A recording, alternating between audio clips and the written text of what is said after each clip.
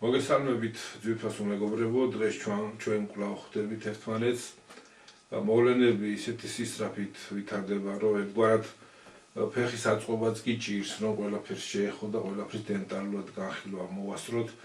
ვენესუელას საკითხი არ იყო ჯერ ჩამთავრებული და ჩაწყნარებული, რომ აგერ უკვე ირანში დიდი მოვლენები ხდებოდა, დიდი არეულობა იყო, ხოცვა-ჟლეტვას ჰქონდა ადგილი. შემდეგ უკვე წამოიწია ხელახლა მოხდა გაჟღერებული იყო გრენლანდიის საკითხი, მაგრამ ახლა უკვე კონკრეტულად დადგა დღის ეს რიგში საკითხი. აი ამ თემებზე გვინდა დღეს გესაუბროთ და დავით ახლა რა ვიცი რომელიც ისურვებთ დავიწყოთ. კი ბატონო. რაც ხდება სოფლიოში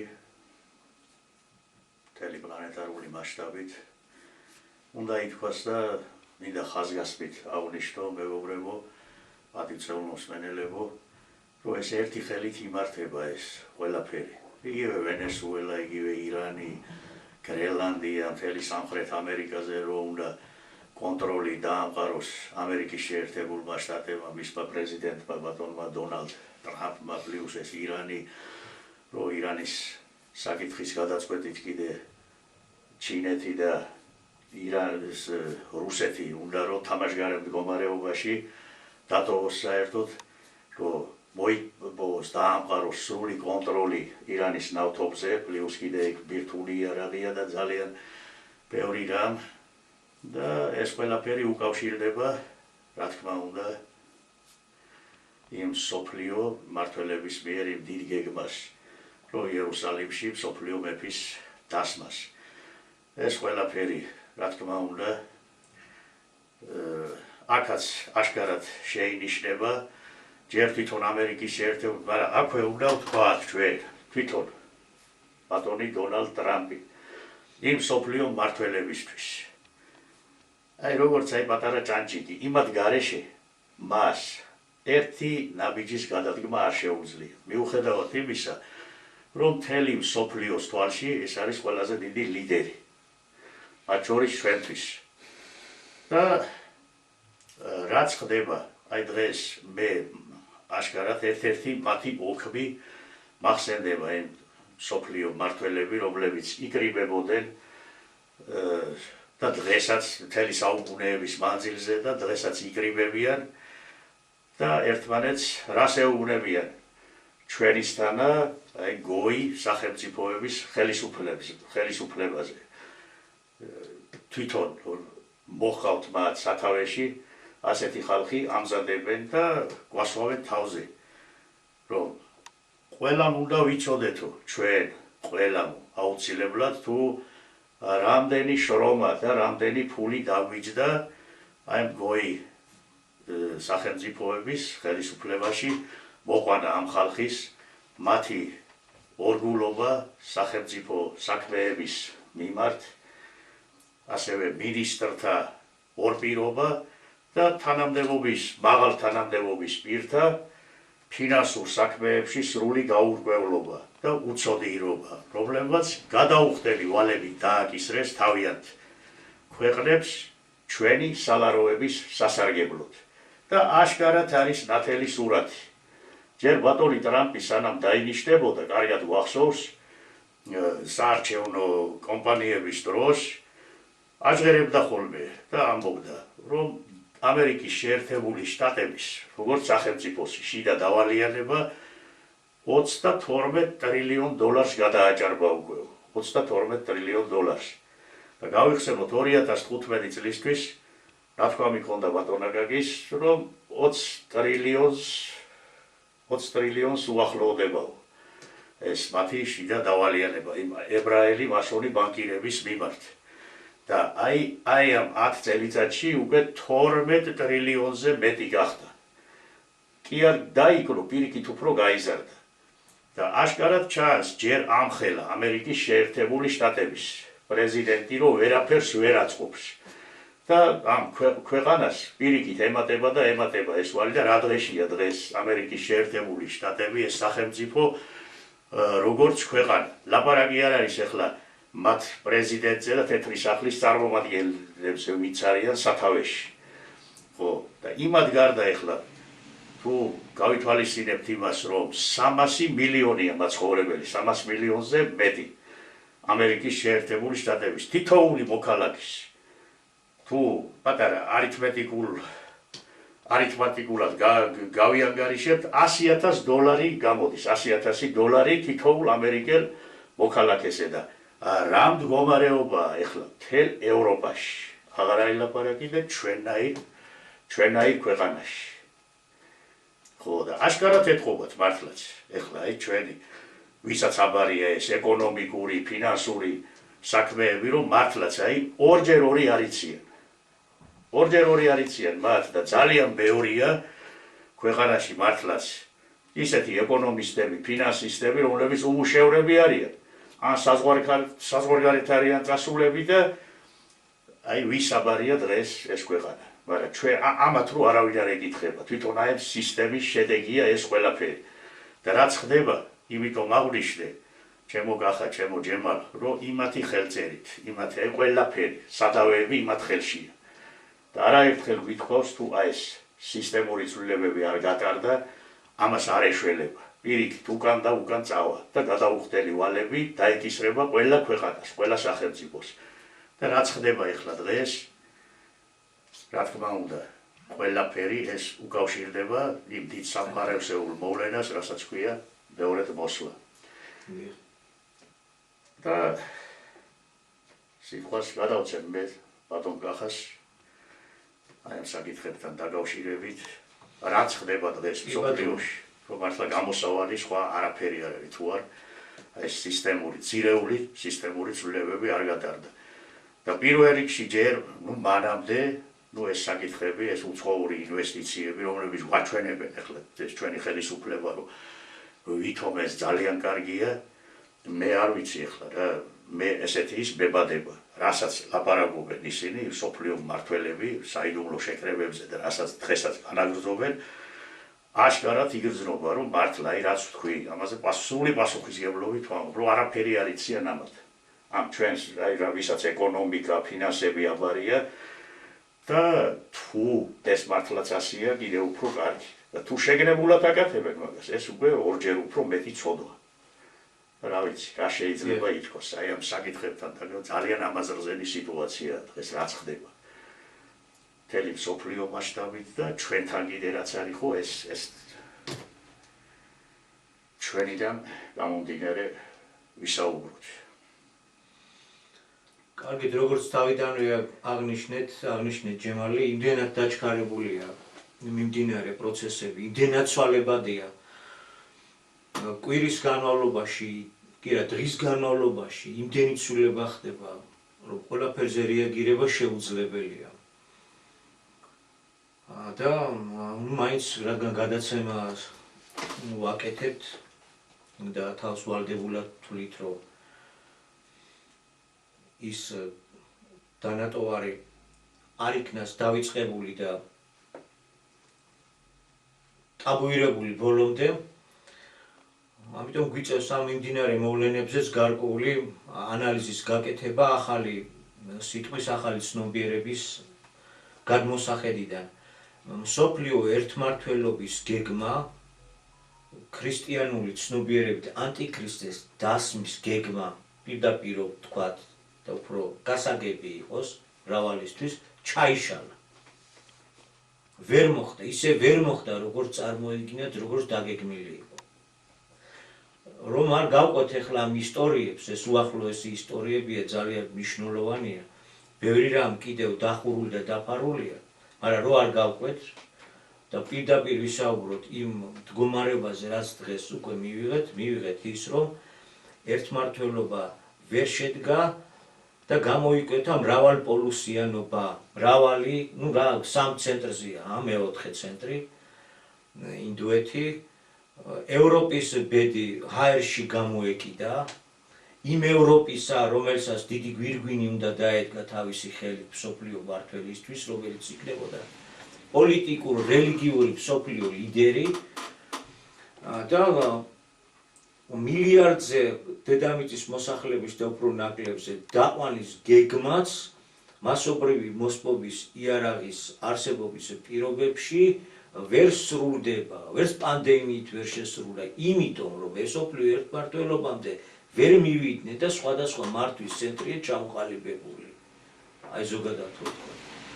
მაგრამ ჟამია მეორედ მოსვლა და ყოფნა არ ყოფნის საკითხები დღის წესრიგში მანამდე არ მოიხსნება, სანამ არ მოხდება საიდანვე არ დაიწყება ის კარდინალური ცვლილება, რადგან ლაპარაკი გვაქვს. რა ცნობებიც მიღებული გვაქვს და მიღებულია ეს არის უფლის მიერ მოწოდებული ცნობები. ყოველ გადაცემაზე თავიდან ბოლომდე ვერ გავხსნით ამ საკითხებს. მაგრამ ძალიან მარტივად რო ვთქვა, ბოროტების გზა გვაქვს დასაგდები და მანამ ამ ბოროტების გზას არ დააგდებს კაცობრიობა, ანუ არ დავიწყებთ ამის დაგდებას, არ შეიცვლება ეს ვითარება. და საათის კანქარასავით ასე კანქარებს, ყოფნა არ ყოფნის საკითხები. ძალიან ახლო ვარ, ყოველ წუთს შეიძლება ატყდეს მშველებელი ომი, რომელიც ძალიან მალე დამთავრდება ყველაფრის განადგურებით. მრავალპოლუსიანობამ არ მოხსნა საკითხი ყოფნა არ ყოფნისა. პირიქით, მართალია მესამე მსოფლიო ომი ვერ აწარმოეს ღია პირდაპირ ფორმატით და მილიარდამდე ვერ დაიყვანეს მოსახლეობა, 8 მილიარდივად წარმოვიდგინოთ 7 მილიარდი ადამიანის გაწყვეტა როგორი საკითხია. ვერ მოხდა მსოფლიო ერთმართველობის გაფორმება, დამყარება და მრავალი პოლუსია, მაგრამ არსებობს საფრთხე სხვა პოლუსებს შორის შეჯახებისა, რაც მიმდინარე პროცესია. ზოგადად აღმოსავლეთი, დასავლეთი, ჩრდილოეთი, დასავლეთი, აღმოსავლეთი აქეთ ჩინეთი. ცოტა ხნის წინ ჰქონდა დიდი წარმატება დასავლეთის, ამერიკა ცალკეა გამოყოფილი თავისი პრეტენზიებით, არ არის აქ არაფერი დამალული.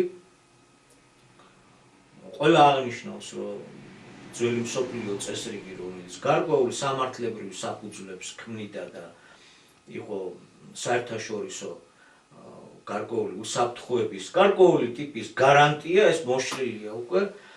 ვენესუელაში ჰქონდა გარკვეული წარმატება და კონკრეტულად ამერიკას დასავლეთს ეს წარმატება უნდოდა ბლიცკრიგით გაეგრძელებინა ირანის მიმართულებით ხელისუფლების დამხობა არ ჩამოვაყოლებ რა იყო და როგორ იყო ეს ყველა იცის, ვინც კი ყურადღებას აქცევთ მიმდინარე მოვლენებს. ეს უდიდეს საფრთხეს უქმნიდა პირდაპირ ვაიღოთ თვითონ საქართველოს ჩვენ ირანის დაშლა უდიდეს საფრთხეს უქმნის საქართველოს. ეს არა პატარა ქვეყანა, ესაა უზარმაზარი ქვეყანა, უზარმაზარი შეიარაღებით, უზარმაზარი ნაკადები შეიძლებოდა რომ წარმოქმნილიყო ლტოლვილების, რასაც ჩვენ ვერ შევაჩერებდით და ისეც რა მდგომარეობა გვაქვს, არა?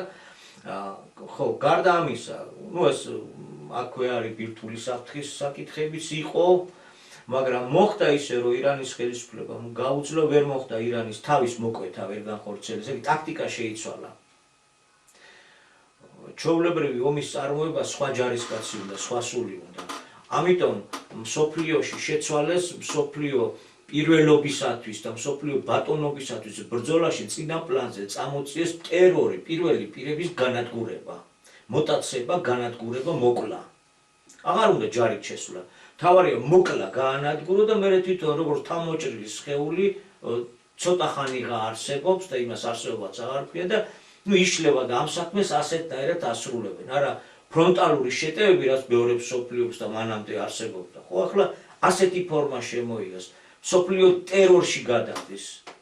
ტერორის მეთაური ამ შემთხვევაში აღარ არის უკვე დემოკრატიის მამა, ის არის მამა ყოველთა, ვინც ჩადგება რიგში, რათა ეამბობროს, არა? ესეთი თავხედი, ესეთი ღია არ ყოფილა მსოფლიო. ფაშისტებიც კი ასეთი ცინიკურნი და ღია აგრესორნი არ იყვნენ თავის დროს. ისინიც კი რაღაცა საერთაშორისო აზრს მეტნაკლებად ითვალისწინებდნენ, მიუხედავად იმისა, რომ ადამიანის დასაწვავი უნლები ჰქონდათ აგებული. ხო, ირანმა გაუძლო ამ შემთხვევაში თავი ვერ მოკვეთეს და ირანმა აიცეს მისი სუსტი წერტილი. რა არის სუსტი წერტილი? მსოფლიოს მართავს სიონისტური თალმუდისტური კლანი, რა თქმა უნდა, აქვს დიადი ისრაელის გეგმა და პირდაპირ განაცხადა, მე დავარტყავ ისრაელს, მსპობთ მე მოსპობ ისრაელს. ესაა ამერიკის თავი ფაქტია, რატო თავი? და ყველა მიდის, რომ განსაკუთრებით არსებული ადმინისტრაცია ყველაზე უფრო სიონიზირებულია. სიონისტური წრების უმდიდრესი ხალხის ხელშია ტრამპი თავისი ოჯახით და მათი ნების აღსრულებელი და აზრი იკარგება უკვე. თუ კი ეს ომი ისე გაგრძელდებოდა, არადაიციან რომ ირანული რაკეტები გაატარებს თავდაცვის საშუალებებს და ტონანახევარი ქობინი მიაქვს. ჩვეულებრივი ასაფეთქებელი საშუალებებითაც დატვირთული ირანული რაკეტები მიწასთან გაასწორებდა იმ ადგილებსაც, სადაც უნდა მესამე ტაძარი აქვთ და ასე შემდეგ. ამიტომ როგორც კი მიხვდნენ, რომ თავის მოკვეთა არ გამოდიოდა, თვითონ სიონისტურმა რეჟიმამ შესთავაზა ამერიკას გაჩერებული იყო. და ჩარიეს ისევ რუსეთის შუამავლად, რომ როგორმე დაშოშმინებული იყო. ეხლა ამას რა სიკეთი აქვს? ჩვენთვის ზოგადად უფრო მსოფლიოსთვის. ის რომ კატასტროფული ომი, რასაც დიდი ძალების ჩართვა მოყვებოდა, თქვით და აღვნიშნეთ, რომ ერთ-ერთი მთავარი მომარაგებელი იაფი ნავთობით, რაც სამსოფლიო კონკურენციაში უზარმაზარ წინსვლის საშუალებას აძლევს ჩინურ ეკონომიკას, არის ირანული ნავთობი. ასევე ის ბრიქსის კავშირი, რაც აღვნიშნეთ, რომ ეს მრავალპოლუსიანი სისტემისათვის ყალიბდება უკვე ბრიქსის კავშირი, აი ამ კავშირის დანგრევა, ეკონომიკის ძირის გამოთხრა ჩინეთისთვის, ეს უკვე ჩინეთს აიძულებდა, რომ ღიად ჩართულიყო ამ სამხედრო ესკალაციაში. ეს კი იქნებოდა აღმოსავლეთ-დასავლეთის დაჯახება. ასევე რუსეთიც უზარმაზარი საკუთრებია ირანი, ვიცით ის ხელშეკრულებები, რითაც ეს ორი ქვეყანა ერთმანეთთანაა დაკავშირებული, სამხედრო, ეკონომიკური და პოლიტიკური და ასე შემდეგ. მოკლედ, ის გეგმა რომ შესრულებული იყო, რაც დაგეგმილი იყო ვენესუელას წარმატების მერე, ძალიან მალე მივიდოდით ცხელ ომამდე. და მსოფლიოსთვის ეს იქნებოდა კატასტროფული შედეგების პონკა. ასე არ მოხდა. ხდება რა? ხდება ის, რომ ამერიკა, შტატები გრენლანდიის საკითხს ხედავთ როგორც აყენებს, ევროპა ამ შემთხვევაში ყველაზე არასახარბიელო მდგომარეობაში აღმოჩნდა. აღმოჩნდა, რომ ევროპის დაცვის გარანტი ამერიკა უკვე ნატოს წევრ ქვეყნის წინააღმდეგ ჩვეულებრივ სამხედრო ოპერაციის ჩატარებას პირდაპირ აცხადებს, პირდაპირ მასხარად იგდებს, ყოველგვარი საერთაშორისო სამართლის ფეხქვეშ გაქელი თითქოს და ჩინეთი და რუსეთი ხვალე-ხვალზე უკვე გრენლანდიაში შევიდოდნენ და ეს ზღაპარი რა თქმა უნდა, არაფერი. ეს ქმნის ერთგვარად ეს ამერიკული იმპერიალიზმის წინწამოწევა და ევროპის გაპლუტება, ასე ვთქვათ, და ჩავარდნა იმ ევროპის, რომელსაც გვირგვინიუნა დაედგა, ამ დროს ევროპა აღმოჩნდა, გაერთიანება აღმოჩნდა ძალიან სავალალო, საჩოთირო და ტრაგიკომიკურ მდგომარეობაში.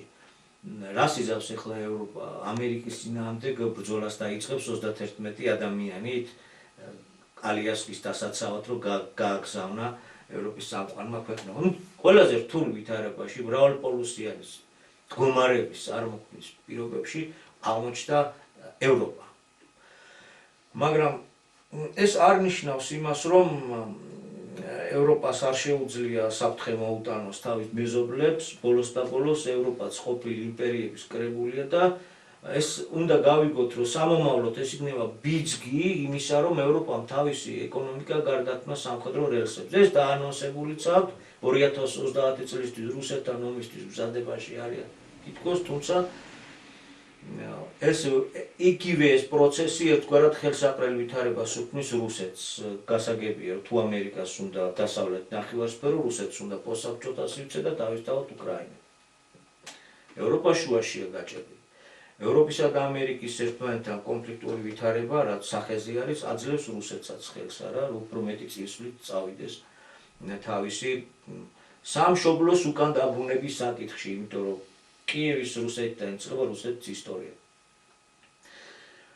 გასაგებია, მაინც საუბარი წაგვიდა უფრო საგარეო ვექტორით. ესე იგი, პირველ ის დიადი ჩანაფიქრი, რაც ჰქონდა, ჩაშლილია, ვითარება შეცვლილია და ეხლა ის მსოფლიო მმართველები სიტუაციის მიხედვით იწყებენ მოქმედებას.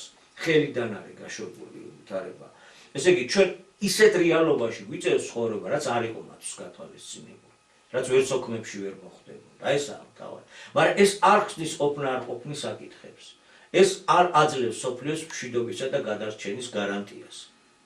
ის რო შესრულებული იყო ახალი სიტყვიდან გამომდინარე ვიცოდით რომ ეს იყო უკვე დედამიწის ცოცხლის დაუყვა ის რომ შესრულებული იყო იმ პრობლემებს ვერ დააღწევდა ცოცხალი კაცობრიობა თავს ვერ დააღწევდა იმიტომ ის გამოცხადებაში რაცაა ჩამოყალიბებული ის არის იგაური ენით დაწერილი ჩვენ ამ იგავების შინაარსზე არ ვიცოდით და ახალმა სიტყვამ მოიტანა ეს განმარტებები ისე რომ მომხდარიყო ყველაფერი დამთავრდებოდა ფიზიკურ არსებობაში არ მოხდა მოსულმა სიტყვამ ჩაშალა და ისეთ მდგომარეობაში ვარ დღეს რა მდგომარეობაც არ იყო გათვალისწინებული ადამიანის მიერ სოფლიო მართველი სოფლიო ყრობელის მიერ ესა მრავალპოლუსიანი მრავალი ტექტონიკური რღვევის შედეგად წარმოქმნილი რამოდენიმე ცენტრი არსებობს თუმცა დაუპის საფრთხე ეს არ იხსნება და აი რა მდგომარეობა გვაქვს მინდა გავიხსენო ერთი რამ ბატონი ეკაკის ნათქვამი რომ სოფლიომ კიდეც რომ რაღაცნაირად უახერხოს გადარჩენა და რაღაცაზე მორიგდნენ და ასე შემდეგ და რაღაც სასიკეთო ცვლილებებისკენაც წავიდეს საქმე სამომავლოდ საქართველოს ფორმაციის შეცვლის მოვლენის აღიარების გარეშე მაინც ვერ გადარჩება და მოუტრიალდეთ აი ჩვენ რეალურ მდგომარეობას რა ნიშნები და რა მონაცემები გაგვაჩნია 2026 წელს დაიწყო იმით რომ მე-14 წელს მმართველობის მე-14 წელს უხეშად რო ვთქვათ ყველა კარტი გაიხსნა ხელისუფლების მიერ და მართალი გამოდგა ერთი კაცი რომელიც ამბობდა რომ მე ჩემით არაფერს ვლაპარაკობ მიმხედრი უნდა მიხვედრილიყო და განგებს უნდა გაეყო ჩემით არ მოკვდა ჩემით არაფერს არ ვლაპარაკობ და ამბობდა ერთ ფორმულას რომ როცა ჩვენ შევცვლით ჩვენი ნებით ჩვენი წარმოდგენებით ერთ ხელისუფლებას აღმოჩნდება რომ ახალი რომ მოვა გავადრო და წინამორბედზე უარესიაო დარწმუნებული ვარ 13 წლის წინ 12 წლის წინ და ყველა ვინც ამას გაიხსენებდა გადახედავ და იტყოდა რომ არა ხედავ ეს მცდარია ეს ცნობებიას ლაპარაკობთ ის ჯოჯოხეთი დავაფხეთ მაგერ ბოლოს ნაციონალური მოძრაობის თავკაცი ციხეშია ყველაზე დიდი უბედურობა იყო ნაციონალური მოძრაობა და იმის მერე იქნებოდა სიკეთე მაგრამ დღეს ობიექტური ანალიზით გავუკეთებთ აღმოვაჩენთ რომ ხელისუფლება არსებული ხელისუფლება ფაქტობრივი ხელისუფლება ეს არის არაბი შეიხების მოსამსახურე პერსონალი ультра დიდარი გლობალისტების მომსახურე პერსონალი მაკლიერი უკვე არიან ექსპერტები შეგვიძლია იმის გაანალიზება და ასეთი დიდი ზიანი რასაც ხელს აწერენ და რასაც აკეთებენ არც ერთ ხელისუფლებას არ მიუყენებია წინამორბედებზე ლაპარაკი იმიტომ რომ ამის წინა ხელისუფლები თუ ორი მხარე დაიკარგა ამათი მოქმედებით ყველაფერი იკარგება გატანილია აუქციონზე რეკლამები კეთდება რომ გადაირევი ბოლოს ციფრული რუკაც გადასცეს საქართველოს უძრავი ქონების რომ იქვე კლავიატურის საშუალებით მოხდეს ამ ყველაფრის იქვე ნახვა იქიდანვე შეძენა აქ ჩამოსვლაც რო არ დაჭირდეთ და ეს უპატაკეთ და დაუდეთ დიდარ შეიხებს ამაზე მეტი რა გინდა რომ გაფუჭდეს და მოხდეს რა აი ესეთი მდგომარეობა გვაქვს ჩვენ ტერიტორიული თლიანობა ეს არის სასაცილო რაც ამაზე გვეკლაპარაკი ჩვენ ვიცით რომ იქ აფხაზებს ვისაც დააჯერეს რომ თქვენ ქართველები არ ხართ და სხვები ხართო ეს იმპერიებმა იმუშავეს და ასეთი რამე ჩანერგეს თორე ჩვენ ერთნი ვართ ჩვენ ერთი სამშობლო გვაქვს აფხაზი იგივე ქართველია და ასე შემდეგ რა დააჯერეს მორგვით მაგრამ მიუხედავად ამისა ისინი როგორ უფრთხილდებიან თავიანთ მიწა-წყალს ვებერთელა რუსეთის იმპერიასაც კი ეწინააღმდეგებიან ეს უბრწყინვალესი ულამაზესი მხარის სიმდიდრეები მიწა-წყალი ტერიტორია არ მიითვისონ რუსმა ოლიგარქებმა ეს ერთი ბეწო წერტილი პატარა ქვეყანას კვაზი სახელმწიფოა 90,000-ზე მეტი ხო არ არის ჩვენი ქართველი აფხაზების შემადგენლობა რა აქ აქ რო აფსუების სახელი დაუწყეთ ცხვირაბზოებით და ავყევით ჭიაფანდურებით შემოგდებულ პროვოკაციულ იდეოლოგიას საქართველოს დასაშლელად რო იყო მოწოდებული ისინი როგორ უფრთხილებიან თითო გორს და ჩვენ რა ცხოვრებას ვთავაზობთ რითი უნდა მივიზდეთ აი ჩავთვალოთ რომ გეოპოლიტიკა მოდი ცოტა ხანი გვერდზე გადავდოთ და რითი არის საქართველოს ხელისუფლების გზეო მიმზიდველი მათთვის მიმზიდველი კი არა ამაზე საზიზღარი ამაზე საძულველი რასაც ეხლა ესეთი აკეთ ამათ ხელით რაც კეთდება არც აფხაზებისთვის არც ოსი ძმებისთვის არაფრით მისაღები კი არა საგან გაშუა აქ ჩვენ რო გიყურებენ რაც ხდება თბილისში საახალწლო ზემი ვერ ჩაატარეს გავსებული იყო უცხორასის წარმომადგენლებით ისია კარფანჯარა გაახსნა რატომ უნდა უნდოდეს აფხაზ საქართველოს შემადგენლობაში დაბრუნება როდესაც ხედავს რომ საქართველოს ხელისუფლება ყიდის ყველაფერს და ასევე გაყიდის არაბ შეიხებზე აფხაზეთის აი უნიკალურ მიწა-წყალს შესანიშნავ გარემოს ზღვისპირეთს შესანიშნავი კლიმატით და ყველაფრით ესე რომ სრული ზღაპარია რომ აქ ვინმე ხელისუფლებაში სერიოზულად ფიქრობს ტერიტორიულ მთლიანობას ჯერ ერთი ამავე ხელისუფლების საშუალებით ჩაჭედებული პალო ბოდიშთან სიტყვაზე ესე იგი კონსტიტუციაში რომაა შეტანილი ევროკავშირში და ნატოში გაერთიანება ვხედავთ რომ გრენლანდიის საკითხით ფაქტიურად ნატო დაშლილია უკვე ნატოს წევრ ქვეყნები ამერიკის შეერთებული შტატები მთავარი ქვეყანა და მთავარი კრებული ევროკავშირის ქვეყნები სამხედრო კონფრონტაციაში არის შესული ეხლა ეს გადაიზრდება თუ არა დიდ აჯახებში ეგ სხვა საკითხია მაგრამ ეს უკვე იმას ნიშნავს რომ ნატო როგორც ასეთი კოლექტიური თავდაცვა კი არა ერთმანეთს ჭამენში ფიზიკური და სამხედრო დაჯახების რა გითხრა იდეოლოგიური დაჯახება და აქ თავარი იდეოლოგიური დაჯახება იმიტომ რომ იდეით არის ეს იდეა თუ დაინგრევა რა ავტომატურად ეს გაუქმებული ფარატინა გაღალდია მით უმეტეს ნატოს აღმოსავლეთისკენ გაფართოება ეს არის ზღაპრის ზღაპარი თავიდანვე ეს იყო კვადრატშობილი იდეა ჩვენს მოსატყუებლად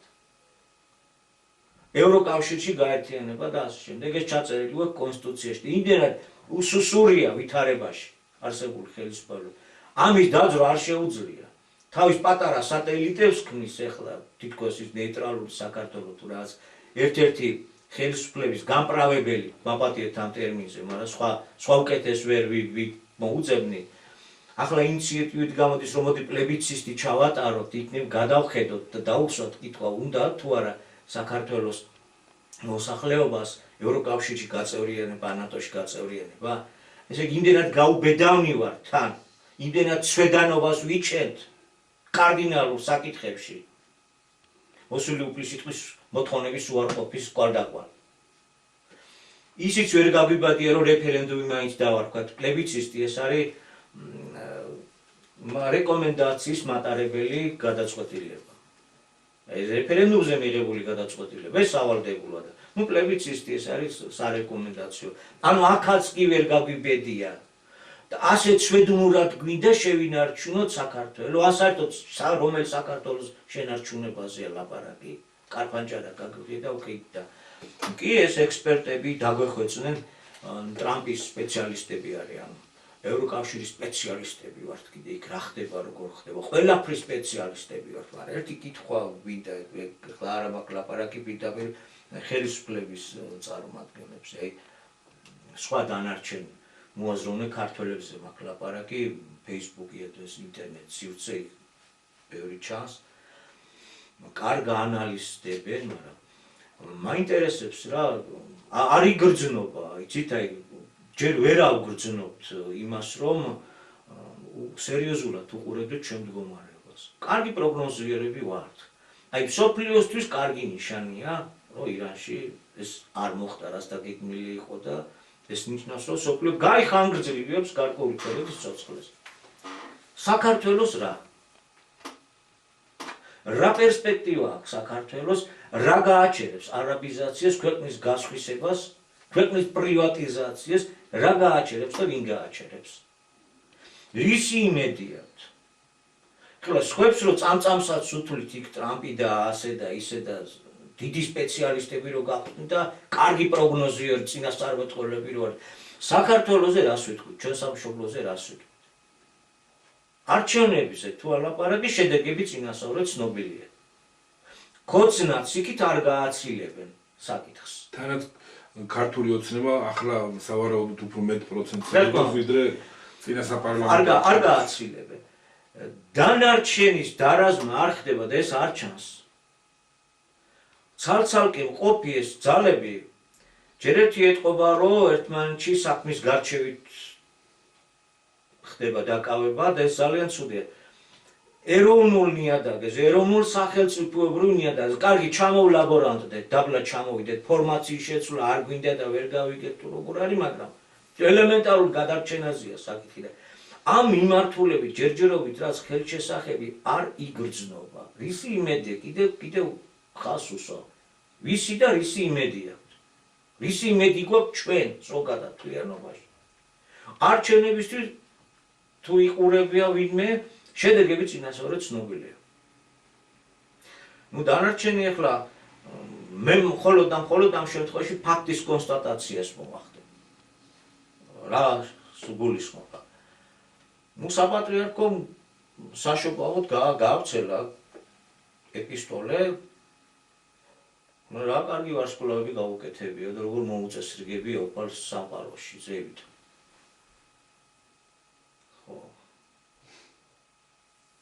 სამშობლოს კარგავთ, ნიადაგი გვაქვს გამოცლილი,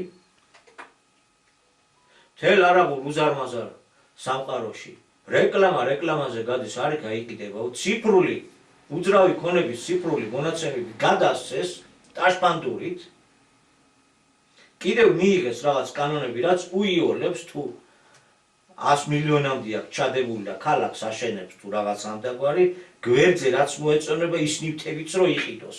უფრო სწორედ აჩუქებს ახლა სახელმწიფო. ხო. ადამიანს ჩააბარა მამული, მოსავლელად ღმერთმა ჩაგვაბარა. აქ ჩვენ ნიადაგი გვეცლება და ჩვენს უბედურობას, ჩვენს გადაჭრელებას და გაქრობას ჩვენ თვალით უყურებთ და ჩვენ ცაში ვართ მოხიბლული, რა კარგად გავუკეთებია ღმერთო, ეს არის ჩვენი საღდგომო ეპისტოლე.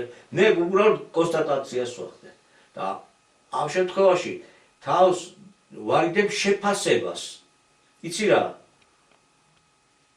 ჩვენი შეფასება არ უშველის საკითხს. ჩვენ მალე შეგვაფასებს ყველას, ჩვენ კრებითობას და მთლიანობას დრო დადებს ჩვენზე შეფასებას. საერთოდ მივდივართ ეს გზა დაღუპისა. დრო გამოგვიჭრავს განაჩენს ყველას ერთად. ჯერ ერთი თვითონ ახდენს ყველა თავის ილუსტრაციას, ხო? ხო. ამიტომ თავს ვიკავებ, იცი როგორ არის ახლა? აღდგებაო აღდგომისას უკანასკნელ ჟამს. ესე იგი ლაზარე უკიდურეს მიღწნილებამდე მიდის, უკიდურეს დაცემამდე დადის და იქ არის რაღაც შანსი გვეძლევა. ოღონდ ახლა ერთი რაღაც თუ არ გავფანტეთ კიდევ, ხელმეორე თუ არ შევეხეთ, ამ საკითხსაც არ გამოვაკაც. უკეთური და მომრუშე მოდგმა ელის ასაულებს ეს ქრისტეს სიტყვებია, ხალხო. ეს მაღალჩინოსანი თავისი აკაზმულობით დელმსახური რომ გამოდის და გვალოდებს, სასწაულებს, ესე იქნება, ისე იქნება.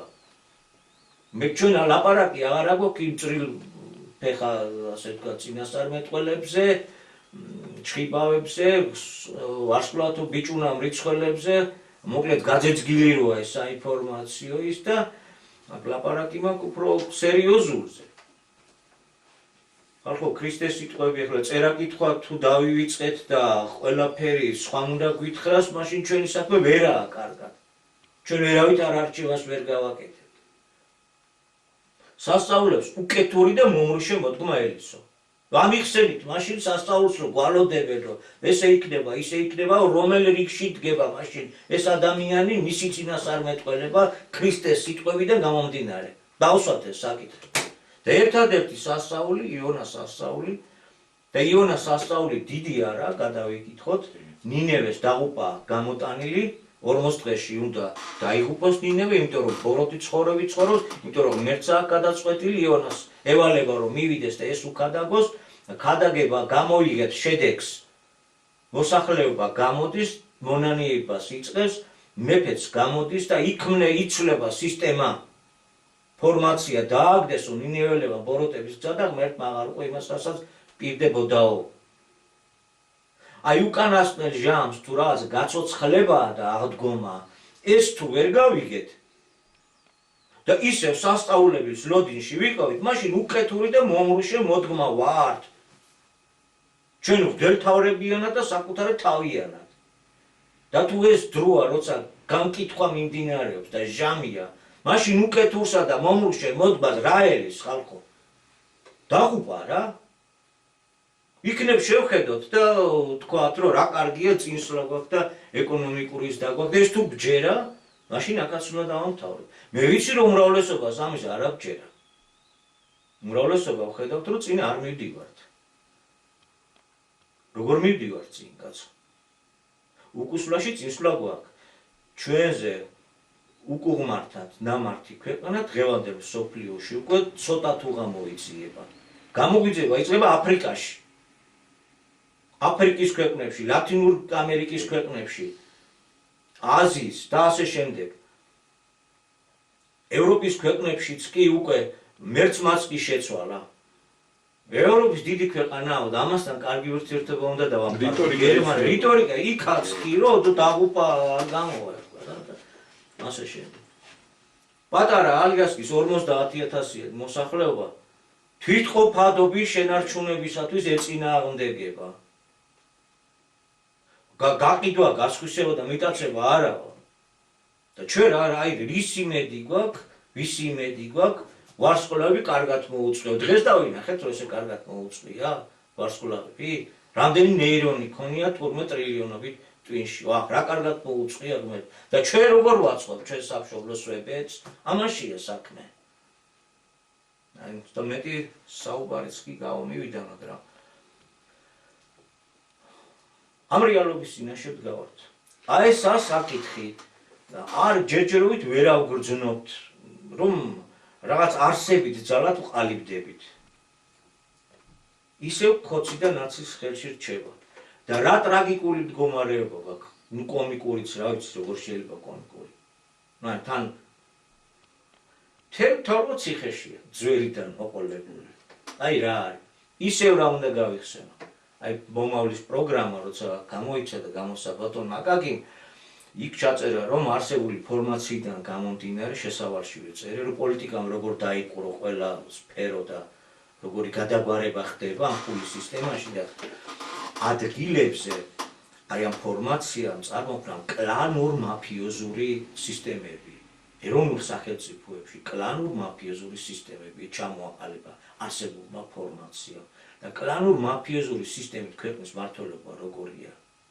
აი ესეთია.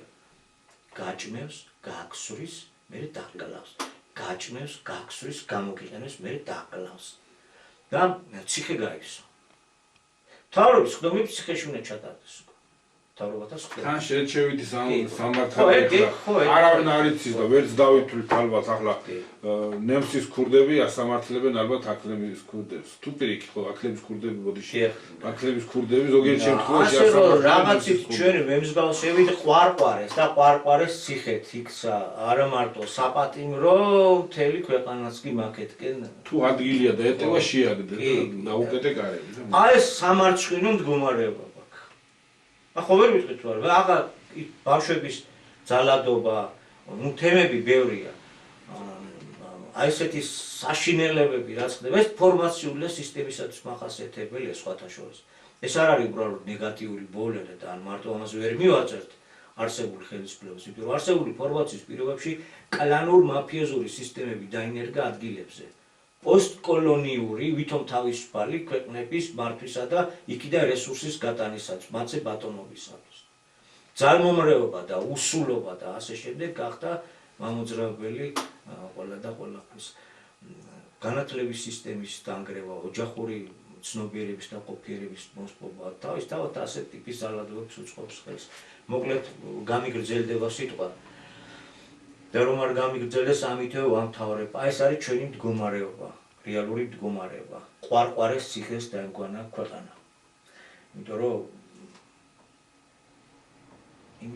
იმიტომ. და მარტო დამნაშავე არც ის არის, ვინც თავშია. თავში ჩვენი ხელითაა მოყვანილი.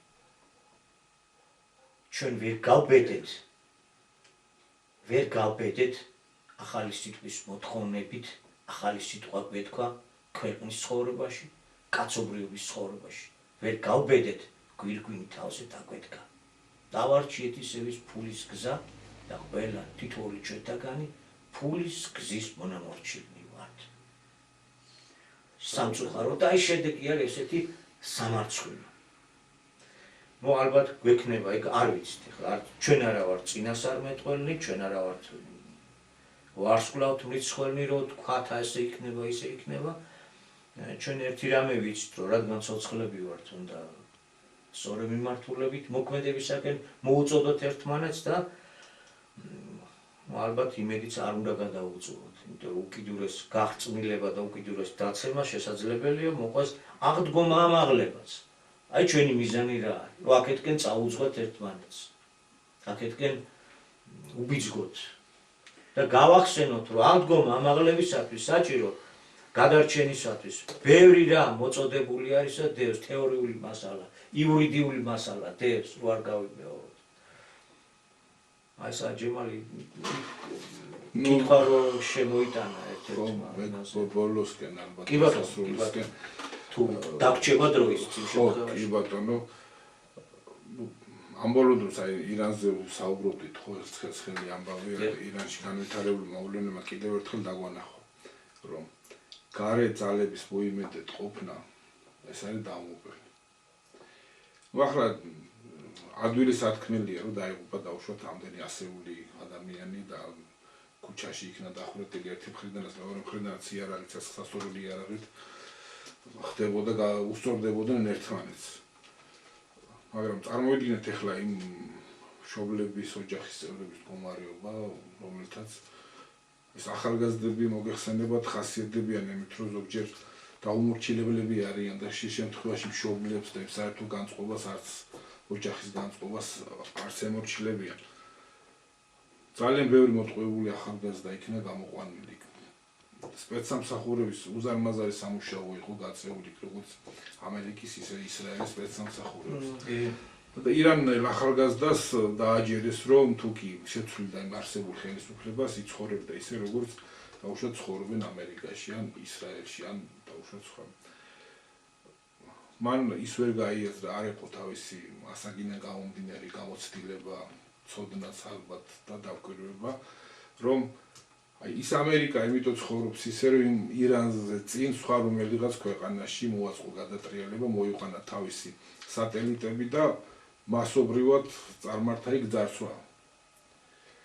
აგერ სულ გუშინ წინანდელი ამბავია, ვენესუელის ამბავი სპეცოპერაციის შემდეგ ამერიკამ უკვე დაიწყო ვენესუელის ნავთობის გადაყიდვა და იქიდან შემოსავლების მიღება. და ამ შემთხვევაში, როდესაც ირანს თავის რესურსსაც უპირებელო წაართვა, როგორ უნდა ცხოვრობდეს ირანი იგივე ეკონომიკურ მდგომარეობა მხედველობაში, იგივე სიმაღლეზე, როგორც დაუშვათ იგივე შეერთებული შტატები. ჯერ იქნა გამომდინარე, რომ ამდენი წლის სანქციების ქვეშ ყოფნა ბუნებრივად იწვევს ქვეყნის ეკონომიკურ ვარდნას. და აი გულდამწვარი გამოდიოდნენ და იძახდნენ, რომ აი ეს საშინელ მდგომარეობაში მოსახლეობას იღატაკეშია იმაში. ვისია დიდი წვლილი იმაში, რომ ის მოსახლეობა ესეთ სიღატაკეში ცხოვრობდა. ვინ დაუწეს ეს არალეგალური სანქციები, ვინ ამყოფებს ამ ხელა ზეწოლის ქვეშ. ის სხვა საკითხია, რომ აი დაწინაურებული კასტა ცხოვრობს სხვა დონეზე და რიგითი ადამიანები ცხოვრობენ სხვა დონეზე. კი, მაგრამ ამ სისტემაში რომელ ქვეყანაში არ არის იგივე სიტუაცია. თუნდაც ამერიკის შეერთებულ შტატებში რა ქონების პატრონიც არის ტრამპი, ყველა ამერიკელს აქვს იმდენი ქონება. ყველა ისეთი გამართული ეკონომიკური მდგომარეობის ოჯახები აქვს, როგორც მას აქვს. ანუ მე საუბარი მიმყავს იქითკენ, რომ არსებული სისტემით ნებისმიერ ქვეყანაში შეიძლება პრობლემის შექმნა. კი, ხა ესაა ძალიან მნიშვნელოვანი ჩემალი. ნუ მამა აბრამის ბატკანი არავინ არ არის, არც ის აიათოლა და არც მისი თანხლები პირები, ვინც დღეს განაგებენ ირანს, მართავენ და პოლიტიკურ ამინს ქმნიან, ეს სრულიად გასაგებია, მაგრამ სწორედაც ამ სისტემის მახინჯი მხარე ის არის, რომ ეს სისტემა ბადებს ასეთ პიროვნებებს. ეს პიროვნება, ეს სისტემა შობს ასეთ ადამიანებს და სრულიად წესიერი ადამიანებიც კი რომ მიიყვანო ხელისუფლებაში, საერთო სისტემა მის დეგრადაციასაც იწვევს. იძულებულია იგივე თამაშის წესებით ითამაშოს, რაც დამკვიდრებულია იმ სისტემაში და მის გარემოში. ახლა საქართველოს რო შემოუტრიალეთ, საქართველოშიც არის ესეთი აზრი, რომ თუ ივანიშვილის ხელისუფლებას მოუშორებთ, მერე ყველაფერი კარგად იქნება. ის რომ ეს ხელისუფლება ამაზე ბევრი ყოფნა საუბრები, ქვეყანას ყიდის და ესეთი ასე ვთქვათ დამაქცევარი გზირი ხელისუფლება საქართველოს არ ყოლი, ამაზე შენ უკვე ისაუბრე ამ გადაცემაში, ხო? მაგრამ აგერ 35 წელია, ყოველ შემთხვევაში ჩვენ მეხსიერებაში გადავხეთ. ამ 35 წელში რამდენი ხელისუფლება შევიცვალეთ. და რომელი ხელისუფლების მოყვანამ მოგვცა დადებითი შედეგი. ამ საკითხებზე ჩვენ ბევრჯერ გვისაუბრია, თუნდაც იგივე მაგალითები პირადად მეც ბევრჯერ მაქვს მოტანილი და აღარ გავაგზავნებ საუბარს. არსებული სისტემით ვერც ქვეყანაში და ვერც ქვეყნებს შორის მდგომარეობა ვერ დალაგდება და ვერ წავა დადებითისკენ. ეს არის ის უმარტივესი ფორმულა, ჭეშმარიტება, რომლის გააზრებაც თითოეული ჩვენთაგანის ვალია. ის რომ ქვეყანაში ესეთი მდგომარეობა, გასაგებია შემსრულებლების სხვა თემაა, მაგრამ თვითონ სისტემა, რომელიც მუშაობს, რომელიც უშვებს სწორედაც, რომ ერთი იყოს მილიარდელი და მეორეს ლუკმაპურის ფული არ ქონდეს, რომ ბავშვი გამოყვებოს, სწორედაც ეს სისტემაა, რომელიც ამას უშვებს და რომელიც არ აღკვეთავს, რომ ერთი ქვეყნის რესურსების დანარჩენების ხარჯზე გამდიდრეს უზომოდ და შესაბამისად გაღატაკდეს დანარჩენი მოსახლეობა. ეს არის ამ სისტემის სიმახინჯი. ამ თემებზეც არაერთხელ გვისაუბრია. ეს უბრალოდ შეხსენებისთვის რო ვისაუბროთ. ბოლოს კითხვა, რომელიც შემოვიდა, რატო არ საუბრობთ რა ქვია, განათლების სისტემაზე. რატო არ საუბრობთ შტაინერის განათლების სისტემა, რომელმაც დაანგრია ქვეყანა. კი ბატონო, განათლების სისტემაზეც, თუნდაც ის საკითხი, რომელიც პირველი იყო ამ შეკითხვაში, მიწების ნაციონალიზაცია. ატყობა ამ პიროვნებას ჩვენი გადაცემები არ აქვს ნაყურები და სხვადასხვა გადაცემებში ჩვენ შეხებული ვართ ამ თემებზე, კი არა, მუდმივად საუბრობთ, რომ ახალ სისტემაში აი ისაზედაც ხალხს ხელი აქვს მოწერილი, ხო, მე საფრთხის გარეშე ამჭირდება ის ფრაზა თუ შეიძლება მოიკითხეს უბრალოდ რომ დიახ, დიდი მხედველობით არც მე გამოვირჩევი, მაგრამ ალბათ გავარკვევთ, მაშინ უშუალოდ იმ ადგილს ამოვიკითხავ, საქართველოს თავის ისტორიულ ტერიტორიულ ფარგლებში, თავისი მიწით, წყლით, წიაღისეულით, სხვა სულიერ მატერიალური ფასეულობებით წარმოადგენს ქართველი ერის საკუთრებას და მისი გაყიდვის, გაცემა, გასხვისების უფლება არავის აქვს. გაცემული, მითვისებული, გაყიდული, გასხვისებული, წართმეული ტერიტორიებით უკან უნდა დაბრუნდეს. ალბათ ძალიან ქართული ენით წერია და იმიტომ არის გააუკვეველი. არაერთხელ თქმულა მახსოვს ლაპარაკია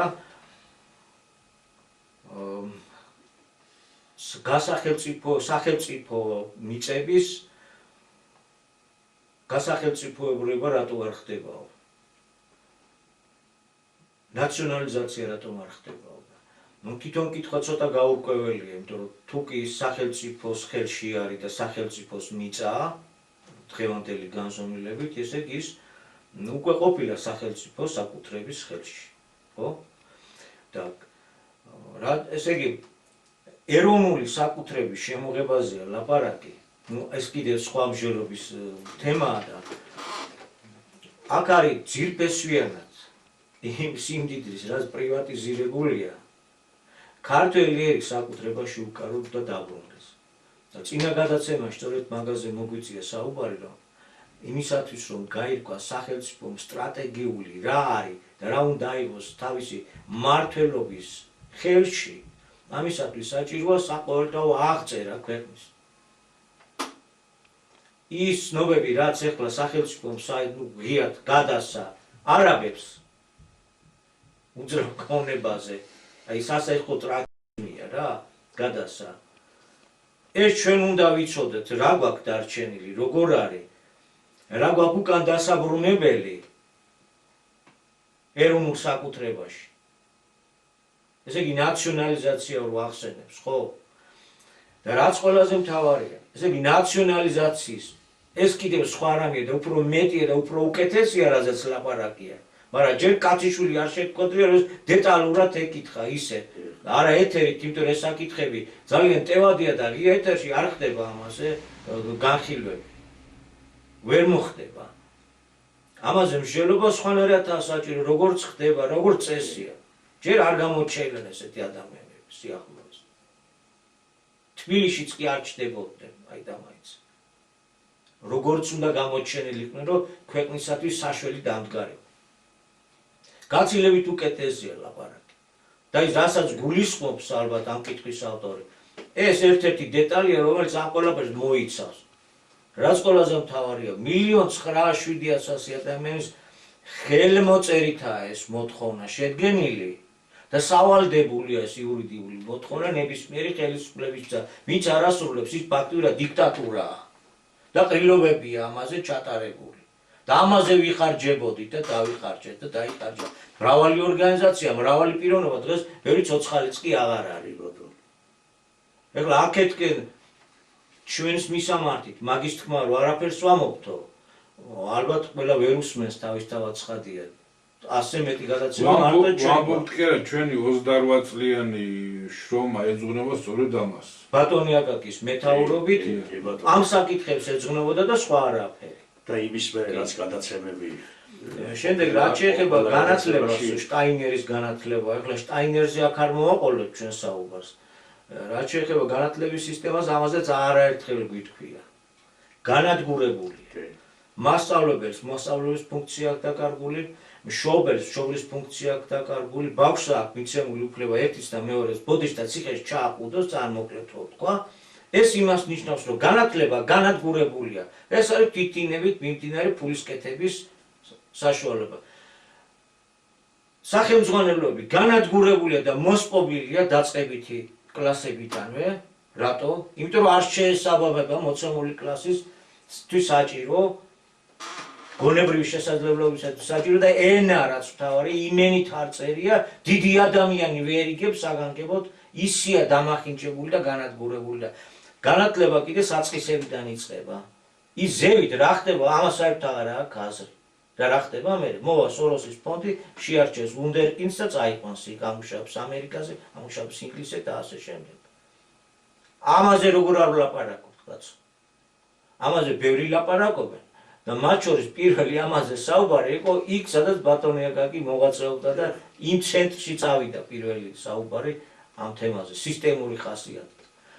ესე რომ ორივე თემებზე 28 წელი ბატონი აკაკი დაეღალა ამ საუბრით და მოწოდებით და უშუალო მონაწილეობით ყველა რგოლში. ჩვენს მეტნაკლებად ეს თუ ისე ვაგრძელებთ, ჩავთვალოთ რომ ამ პიროვნებას ალბათ არ აქვს წინარე ისტორიები ამ საქმისა. ბოდიში ჩემო გახაზა რომ ვერც გავამტყუნებ ამ პიროვნებას იმ გაგებით რომ ტაბუირებულია ეს თემები არავინ არ სწავლობს მართალ წლის მანძილზე რასაც ბატონი აკაკი გვიხსნი და ვეუბნებოდა და პლუს ეხლა მარტო ეს გადაცემები აი მით შემოიფარგლება და ტელევიზია პრესა საინფორმაციო საშუალებები საზღვრების საკითხზეც ამბობს რომ საზღვრების დაცვაზე რატო არაფერს არ ლაპარაკობთო და ვერანაირ სამხედრო ძლიერებას ჩვენ ვერ შევქმნით, საქართველოს ხელა ქვეყანა ვერ შექმნის ეს სამხედრო ძლიერებას, რომ ეს თავისი იმით მოახდინოს დაცვა და გამაგრება. საქართველოს საკუთარი საზღვრების დაცვა შეუძლია მხოლოდ სწორი საგარეო პოლიტიკის წარმოებით და რაც ყველაზე მთავარია, ახალი დროის შესაბამისი, ახალი სისტემის, ახალი გზის მიცემის შემთხვევაში მოხდება და წარიმართება ისეთი გეოპოლიტიკური ცვლილებებიც, რაც გახდება თუნდაც ჩვენი უახლოესი დანაკარგი ტერიტორიული მთლიანობისა, რომ აღვიდგინოთ რამენაირად. აღიდგინოს საქართველოს პრესტიჟი. მესამეზობლოშიც პრესტიჟი და შესაბამისი გეოპოლიტიკური კონფიგურაციის და ძალთა კონფიგურაციის საშუალებით, რაც ნეიტრალიტეტის განსაკუთრებული სტატუსითაა მიღწევადი, არა მხოლოდ.